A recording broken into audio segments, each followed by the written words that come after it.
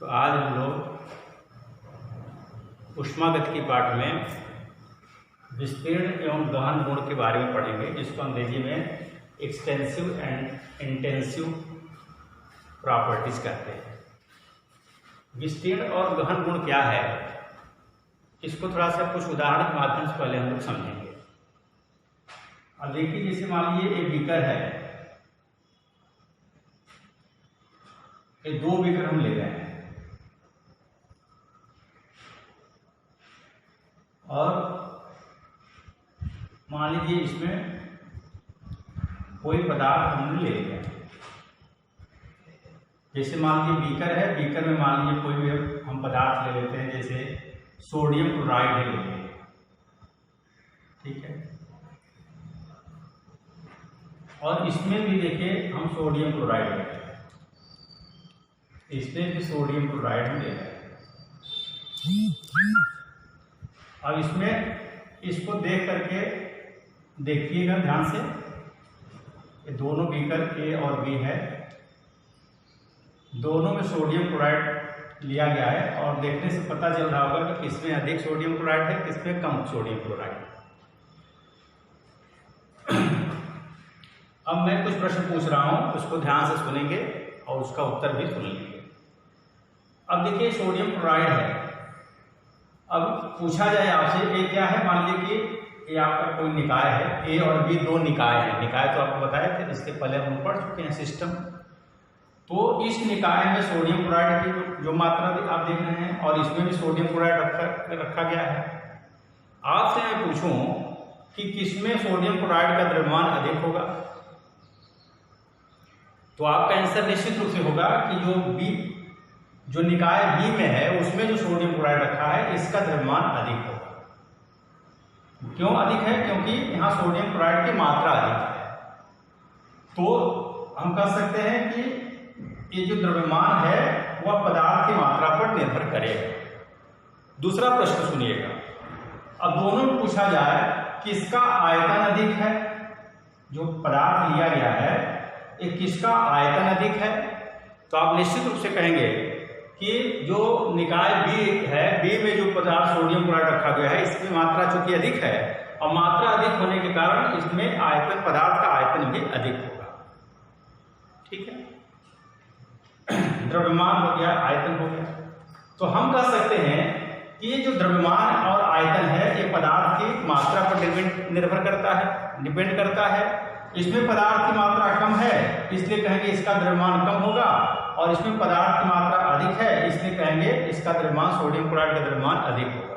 उसी प्रकार से इसमें सोडियम क्लोराइड की मात्रा कम है तो कहेंगे यहाँ पर जो आयतन है आयतन कम होगा, और इसके कंपेरिजन में यहाँ पर आयतन अधिक होगा क्योंकि सोडियम क्लोराइड की मात्रा अधिक है। अर्थात हम कह सकते हैं कि ये जो दोनों गुण है, द्रव्यमान और आयतन जो है वह यह जो गुण है सिस्टम का या निकाय का, यह पदार्थ की मात्रा पर निर्भर करता है। अगर पदार्थ की मात्रा अधिक है तो द्रव्यमान भी अधिक होगा, आयतन भी अधिक होगा। तो ऐसे गुण, किसी भी निकाय के ऐसे गुण जो पदार्थ की मात्रा पर निर्भर करते हैं, ऐसे गुणों को हम कहते हैं विस्तीर्ण गुण या एक्सटेंसिव प्रॉपर्टीज। जैसे आपको उदाहरण आपके सामने यहाँ पर लिखा गया है। दूसरा प्रश्न, अब यहाँ पर मान लिया जाए, यहाँ पर हम सोडियम क्लोराइड लिए थे, यहाँ पर हम मान लीजिए कि सोडियम क्लोराइड ले सकते हैं, लेकिन उधर एक दूसरा उदाहरण, जैसे हमने जल ले लिया, ये दो निकाय है ए और बी, दोनों में जो है जल भरा हुआ। अब फिर प्रश्न सुनिएगा ध्यान से। मैं आपसे पूछूं, आपको मालूम है कि दोनों निकायों में जल की मात्रा जो है अलग अलग है। देखिए इसमें जल कम है, इसमें जल आपका अधिक है। तो मैं ऐसे एक कुछ प्रश्न पूछ रहा हूं, ध्यान से सुनिएगा। मैं पूछूं कि इस जल का ताप कितना होगा और इस जल का ताप कितना होगा, दोनों का ताप मैं पूछ रहा हूं, टेम्परेचर क्या होगा। भाई ये भी मान लीजिए जो भी पानी लिया गया है किसी एक ही स्रोत से लिया गया है, जैसे नल से पानी हमने ले लिया और दोनों में, इस निकाय में भी और इस निकाय दोनों में हमने पानी ले लिया, इसमें ज्यादा पानी ले लिया, इसमें कम पानी ले लिया। फिर मैं पूछूं कि ये जो ए निकाय ए है इसमें जो रखा हुआ आपका जल है इसका टेम्परेचर क्या होगा और इसका टेम्परेचर क्या होगा, तो आपका उत्तर क्या होगा, तो क्योंकि सामने आप लोग तो है नहीं कि उत्तर आप लोग देख सकते हैं, इसलिए आप महसूस कर सकते हैं या इसको हम घर पर भी प्रयोग कर सकते हैं कि 2 पात्र लेकर घर में अलग अलग मात्रा में उसमें पानी लेकर और थर्मामीटर डाल करके देख लीजिए टेम्परेचर, तो आपको मिलेगा कि दोनों निकाय में रखा हुआ जो जल है दोनों का टेम्परेचर या ताप जो है वो एक ही होगा, दोनों में अंतर नहीं होगा। मैं पूछूं ये जो जल रखा है इसका क्वथनांक कितना है, तो आप कहेंगे ना कि जल, ये आपका जल है तो आप कहेंगे जल का क्वथनांक कितना होता है। यहां पर क्वथनांक माने बॉइलिंग पॉइंट कितना होगा 100 डिग्री सेल्सियस, राइट। जल का क्वथनांक जानते हैं, ये आपका इस जल का क्वथनांक पूछा जाएगा तब कहेंगे आप 100 डिग्री सेल्सियस है, और इसमें जो जल रखा है इसका पूछा जाएगा जल का क्वथनांक क्या होगा, तब उत्तर आपका वही होगा 100 डिग्री सेल्सियस। मतलब दोनों का जो क्वथनांक होगा आपका 100 डिग्री सेल्सियस ही होगा।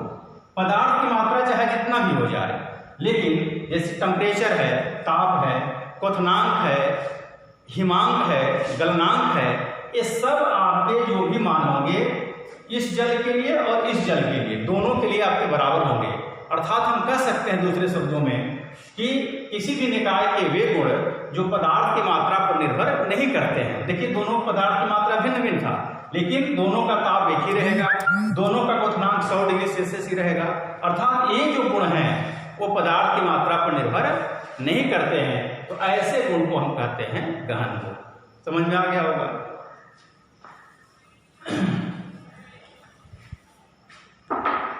अगला टॉपिक है आंतरिक ऊर्जा।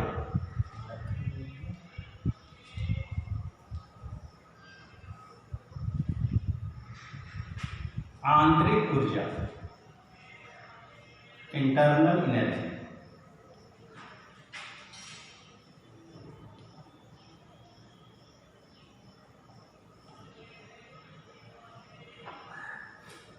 अब जैसे कोई भी निकाय है, जैसे हमारा शरीर भी एक निकाय है, तो हमारे शरीर में एक निश्चित ऊर्जा है, तो उसी ऊर्जा को हम कहते हैं आंतरिक ऊर्जा। अर्थात किसी भी विलगित निकाय में जो ऊर्जा निहित होता है या ऊर्जा उपस्थित होता है, उस ऊर्जा को हम आंतरिक ऊर्जा या इंटरनल एनर्जी कहते हैं। इस इंटरनल एनर्जी को हम ई से भी प्रदर्शित करते हैं और यू से भी प्रदर्शित करते हैं। आंतरिक ऊर्जा को ई या यू से प्रदर्शित किया जा सकता है। अगर मान लीजिए कोई सिस्टम है, जैसे मान लीजिए कोई निकाय ए है और अगर बी में चेंज हो रहा है, भाई परिवर्तन होगा तो कोई भी निकाय एक प्रावस्था से दूसरे प्रावस्था में या एक फेज से दूसरे फेज में परिवर्तित होगा। मान लिया जाए कि जब ए फेज में था ये निकाय, उस समय इसकी आंतरिक ऊर्जा को अगर हम U1 मान लें, मतलब प्रारंभिक कर सकते हैं, निकाय की जो प्रारंभिक अवस्था है उसकी आंतरिक ऊर्जा को U1 से प्रदर्शित करें, और जो अंतिम प्रावस्था B है उसकी आंतरिक ऊर्जा को अगर हम U2 से प्रदर्शित करें, तो हम कहेंगे कि जब कोई भी निकाय ए अवस्था से बी अवस्था में अगर परिवर्तित हो रहा है तो उसकी आंतरिक ऊर्जा में परिवर्तन कितना होगा।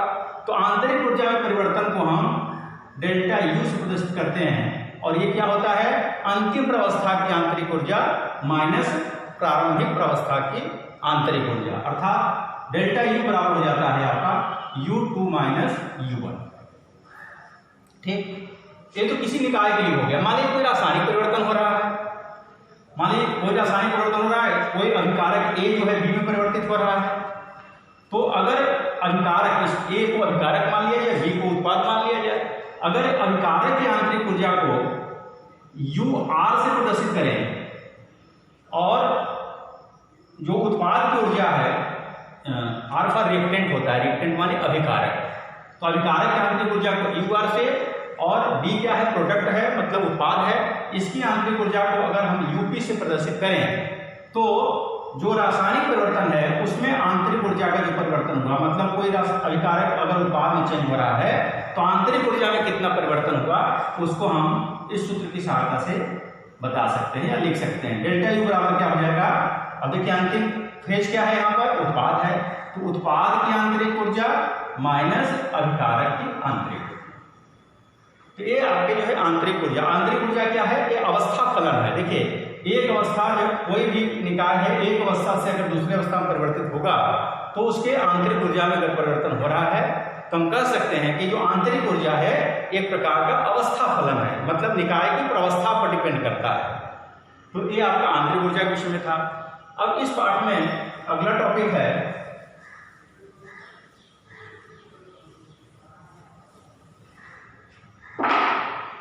ऊष्मागतिकी का प्रथम नियम।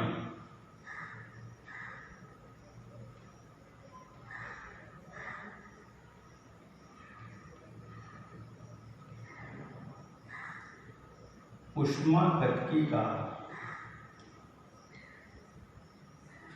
प्रथम नियम।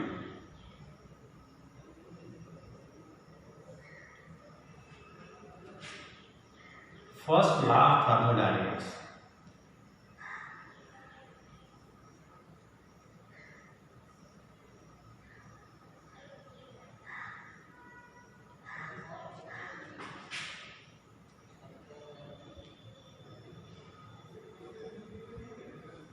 तो ऊष्मागतिकी का प्रथम नियम का प्रतिपादन जो है सबसे पहले Julius Robert mayor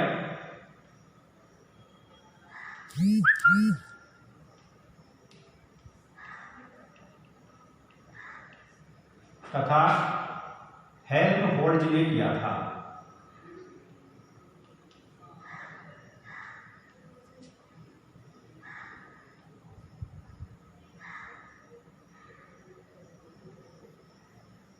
Julius Robert mayor तथा हेल्महोल्ट्ज ने किया था। ये आप जानते होंगे कि इस नियम के अनुसार ऊर्जा को न तो उत्पन्न किया जा सकता है और न ही नष्ट किया जा सकता है, बल्कि उसे एक रूप से दूसरे रूप में परिवर्तित किया जा सकता है।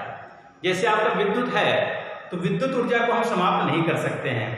विद्युत ऊर्जा किसी न किसी दूसरे रूप में परिवर्तित होगी। जैसे विद्युत ऊर्जा को ऊष्मीय ऊर्जा में अगर हम परिवर्तित कर सकते हैं, विद्युत ऊर्जा को ऊष्मा प्रकाशिक ऊर्जा में परिवर्तित कर सकते हैं, तो उसका एक रूप से दूसरे रूप में ट्रांसफॉर्मेशन हो जाएगा, मतलब परिवर्तन हो जाएगा, लेकिन उस ऊर्जा को नष्ट नहीं किया जा सकता है।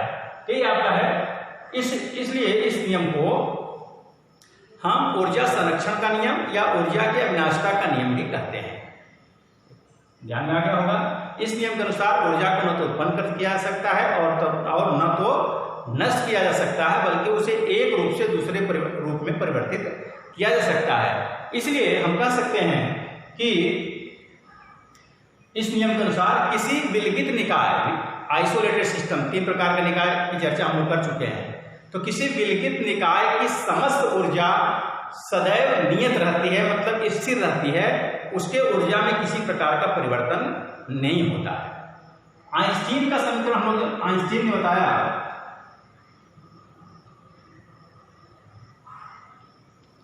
आइंस्टीन के अनुसार, आइंस्टीन का समीकरण हम जानते हैं E बराबर mc², जहां पर E ऊर्जा है, m पदार्थ का द्रव्यमान है, c प्रकाश का वेग है। तो आइंस्टीन के अनुसार E बराबर mc² के अनुसार किसी भी पदार्थ को हम ऊर्जा में परिवर्तित कर सकते हैं। कोई भी पदार्थ है उसको हम ऊर्जा में परिवर्तित कर सकते हैं। जैसे कोयला, 1 ग्राम कोयला अगर ले लें तो पदार्थ 1 ग्राम कोयला है, अब उसको जो है हम ऊर्जा में परिवर्तित कर सकते हैं। अगर उसको हम जलाएंगे तो उसमें ऊर्जा, प्रकाशिक ऊर्जा, विभिन्न प्रकार की ऊर्जाएं निकलेंगी। तो हम कह सकते हैं किसी भी किसी पदार्थ को हम ऊर्जा में परिवर्तित कर सकते हैं आइंस्टीन के समीकरण के अनुसार। तो जब आइंस्टीन ने इस प्रकार से कहा कि किसी भी पदार्थ को हम ऊर्जा में परिवर्तित कर सकते हैं, तो इस ऊष्मागतिकी के प्रथम नियम में थोड़ा संशोधन करके कहा गया कि किसी भी विलगित निकाय, आइसोलेटेड सिस्टम कि समस्त ऊर्जा तथा द्रव्यमान, एक शब्द और जोड़ दिया गया कि समस्त ऊर्जा तथा द्रव्यमान का योगफल स्थिर रहता है या नियत रहता है। पहले क्या कहा गया था? किसी विलगित निकाय की समस्त ऊर्जा जो है स्थिर रहती है। अब आइंस्टीन के समीकरण के अनुसार जो E बराबर mc² बताया गया कि पदार्थ को हम या द्रव्यमान को हम ऊर्जा में परिवर्तित कर सकते हैं, तो उसमें थोड़ा संशोधन करके कहा गया कि किसी विलगित निकाय की समस्त ऊर्जा और द्रव्यमान का योगफल सदैव नियत रहता है, मतलब कांस्टेंट रहता है, स्थिर रहता है। अब मान लिया जाए कोई निकाय है, मान लिया जाए ये कोई निकाय है। अब यह निकाय जो है ये Q जूल मान सकते हैं, Q जूल ऊष्मा अवशोषित करता है। इसको समझने के पहले एक चीज थोड़ा समझ लें। जैसे मान लीजिए हमारे जेब में मान लीजिए 200 रुपया है, ठीक है, तो 200 रुपया मतलब है हमारे पास पहले से आपका दोस्त हमारे पास 200 रुपया है। अब किसी ने हमको 100 रुपया दे दिया। अब उस 100 रुपये में से हमने 70 रुपये खर्च कर दिया, तो हमारे पास जो पहले पैसा था उस पैसे में कितनी वृद्धि हो गई? तो 200 रुपया तो पहले से था और 100 रुपया जो अलग से मिला हमको, उसमें 70 रुपया हमने खर्च कर दिया, तो 30 रुपया बचा कि नहीं बचा? तो आंतरिक ऊर्जा में वृद्धि कितना हो गया? 30। पहले हमारे पास कितना था? 200 रुपया, अब हो गया 230 रुपया। उसी प्रकार से मान लीजिए एक कोई निकाय है, जैसे जो अभी 100 रुपया बताया गया, तो मान लिया Q जूल ऊष्मा जो है यह अवशोषित करता है, माने Q जूल ऊष्मा इसको दिया जाता है, और Q जूल ऊष्मा देने के पश्चात यह मान लिया गया कि यह निकाय कार्य करता है, इसको ऊष्मा या ऊर्जा दिया गया, तो यह निकाय जो है कुछ कार्य करता है, और उस कार्य करने में मान लिया जाए कि x जूल ऊर्जा वो खर्च हो जाती है, मतलब Q जूल ऊष्मा उसको प्राप्त होता है और x जूल ऊष्मा जो है वो खर्च कर देता है। वो खर्च कैसे होता है? कार्य करने में समाप्त हो जाता है। तो हम कहें, आपसे पूछें कि इस निकाय की आंतरिक ऊर्जा में वृद्धि कितनी हुई, तो पहले जैसे हमने बताया था कि 100 रुपया हमको मिला था, उसमें से 70 रुपया खर्च कर दिया, तो आंतरिक ऊर्जा में वृद्धि कितना हुआ? 100 ऋण 70 बराबर 30 बताया गया था। इसी प्रकार से यहाँ आंतरिक ऊर्जा वृद्धि क्या होगा? Q minus x। तो Q माइनस x जो होगा वह आंतरिक ऊर्जा में वृद्धि होगा। डेल्टा U का मान आपका हो जाएगा Q माइनस x। एक एग्जाम्पल आपको बता रहे हैं, अब इसको आप यहां समझेंगे। मान लिया या किसी भी निकाय को Q जूल ऊष्मा दी जा रही है और इसके द्वारा किया गया कार्य अगर W हो और आंतरिक ऊर्जा में वृद्धि डेल्टा U हो, तो ये जो दिया गया जो ऊष्मा था, जो Q है, वो किसके बराबर हो जाएगा? किए गए कार्य के बराबर हो जाएगा, और जो आंतरिक ऊर्जा में वृद्धि, ये दोनों के योगफल के बराबर हो जाएगा। अर्थात Q बराबर हो जाएगा W प्लस डेल्टा E। ठीक है, ये किया गया कार्य जैसे कहा गया ना, जैसे मान लीजिए 100 जूल ऊष्मा इसको प्राप्त हुआ और 70 जूल ऊष्मा जो है वो कार्य करने में समाप्त हुआ, तो आंतरिक ऊर्जा वृद्धि कितना हो जाएगा? 30 का। तो Q बराबर W प्लस हम डेल्टा U लिख सकते हैं। यदि स्थिर दाब पर अवशोषित ऊष्मा की मात्रा Qp हो, स्थिर दाब पर निकाय द्वारा अवशोषित ऊष्मा की मात्रा Qp हो, तो इस समीकरण को हम लिख सकते हैं W प्लस डेल्टा U या डेल्टा U प्लस W, कुछ भी लिख सकते हैं। और स्थिर दाब पर अगर कोई निकाय है, उसका आयतन अगर V1 से बदल करके V2 हो जा रहा है, तो अगर V1 से V2 अगर इसके आयतन में परिवर्तन हो रहा है, तो निकाय द्वारा कितना कार्य किया गया? तो इसके लिए सूत्र है, निकाय द्वारा किया गया कार्य बराबर हो जाता है P V2 माइनस V1।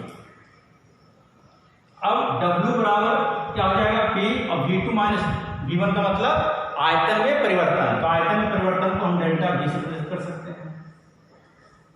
ठीक, अब अगर हम W की जगह P डेल्टा V रखें, कहां? यहां पर, तो इस समीकरण को हम कैसे लिख सकते हैं? W का मान अगर हम इस समीकरण में रखें तो हम लिख सकते हैं क्या? QP बराबर डेल्टा U प्लस W की जगह लिख सकते हैं P डेल्टा V। तो यह जो है हम कह सकते हैं कि ऊष्मागतिकी के प्रथम नियम का जो है गणितीय रूप होता है। ये आपका जो है, चाहे इसको आप कह सकते हैं, इस समीकरण को भी गणितीय रूप मान सकते हैं और इसको भी गणितीय रूप आप मान सकते हैं। तो ये आपका था ऊष्मागतिकी का प्रथम नियम। इसको ध्यानपूर्वक देख करके नोट्स बनाएंगे। धन्यवाद।